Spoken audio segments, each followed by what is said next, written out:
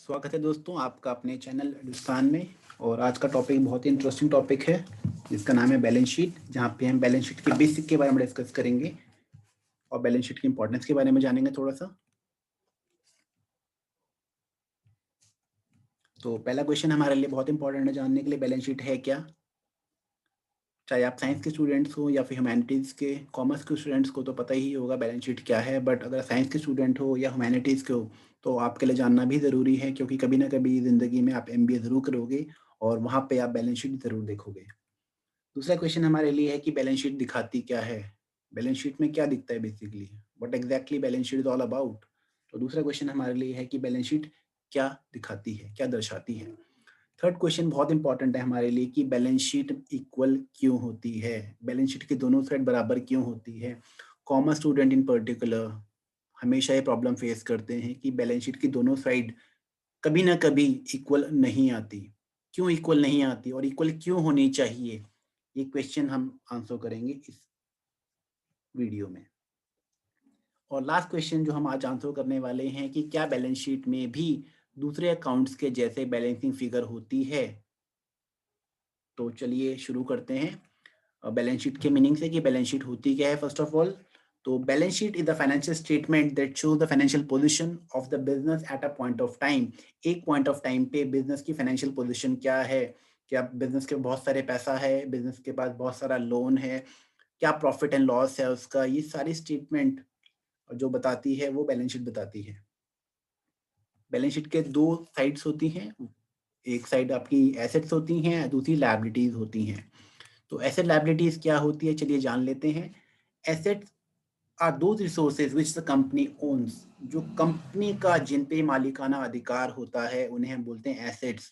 Asset का use करके ही company profit earn करती है, इनकम अर्न करती है, इनकम जनरेट करती है using assets. And liabilities is the amount that the company ओज टू समवन। कंपनी ने कहीं ना कहीं से पैसा लिया होगा जो उन्होंने यूज किया है एसेट लेने के लिए, उस पैसे को कंपनी को वापस करना होता है, उसको हम बोलते हैं लायबिलिटीज। जो भी पैसा कंपनी ओ करती है किसी और को, वो आपकी लायबिलिटीज होती हैं। तो दो क्वेश्चन का आंसर हम यहाँ कर चुके हैं कि बैलेंस शीट होती क्या है और ये क्या दिखाती है। तो बैलेंस शीट फाइनेंशियल स्टेटमेंट होती है किसी भी ऑर्गेनाइजेशन की, और ये दो चीजें बताती है आपकी कि एसेट्स कितनी है और लायबिलिटीज कितनी है, कंपनी के पास कितने रिसोर्सेज हैं और कंपनी थर्ड पार्टी को कितना ओ करती है। तो अब जानते हैं अगले क्वेश्चन का आंसर कि बैलेंस शीट की दोनों साइड इक्वल क्यों होती है। इसे जानने के लिए कॉन्सेप्ट समझना बहुत इंपॉर्टेंट है जिसे हम बोलते हैं फंड्स। फंड्स के दो एस्पेक्ट होते हैं, number one is source of funds कि पैसा कहाँ से आया है, और एप्लीकेशन ऑफ फंड की पैसा कहाँ गया है। सोर्स ऑफ फंड का मतलब है कि पैसा कहाँ कहाँ से आ सकता है, आप कैपिटल के थ्रू पैसा आ सकता है, आपके पास लोन के थ्रू आ सकता है, डिबेंचर इशू करके आप पैसा जनरेट कर सकते हो, आप अनसिक्योर्ड लोन ले सकते हो। ये बेसिकली कुछ सोर्सेज़ हैं जहाँ से आपके पास पैसा आता है, और एप्लीकेशन जहाँ आप पैसा यूज़ करते हो। जैसे आपने मशीनरी परचेज़ कर ली, फर्नीचर परचेज़ कर लिया, स्टॉक परचेज़ कर लिया, लैंड एंड बिल्डिंग परचेज़ कर ली। ये सब एस्पेक्ट्स हैं जहाँ पे पैसा आपका खर्च होता है। फंड्स के बारे में जानने के बाद अब एक एग्ज़ाम्पल लेते हैं। विद द एग्ज़ाम्पल आप देखेंगे कि बैलेंस शीट की दोनों साइड इक्वल क्यों होती है। Balance sheet of Hindustan as on 31 March 2020 आप एक बैलेंस शीट देख पाते हैं, एक प्रोफार्मा। और यही सेम बैलेंस शीट मैं एक एग्जांपल के थ्रू आपको समझाऊंगा कि इक्वल क्यों होती है। तो चलिए, तो आप देख सकते हैं एक प्रोफार्मा बैलेंस शीट आपके सामने है। एक कंपनी स्टार्ट होती है जिसका नाम है हिंदुस्तान। अभी कंपनी के पास कुछ भी पैसा नहीं है, कोई भी पैसा कंपनी स्टार्ट करने के लिए आपको कोई ना कोई इन्वेस्टमेंट करनी पड़ती है। कंपनी में जो ओनर होते हैं कोई ना कोई पैसा लेके आते हैं जिसे हम कैपिटल बोलते हैं।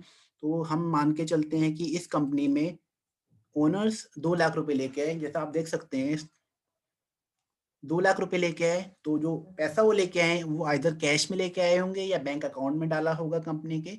तो आप देख सकते हैं दोनों साइड इक्वल है। 2 लाख का हमारे पास कैश आया है और 2 लाख कंपनी को, मालिक को वापस करने हैं कभी ना कभी, जिसे हम लायबिलिटीज बोलते हैं।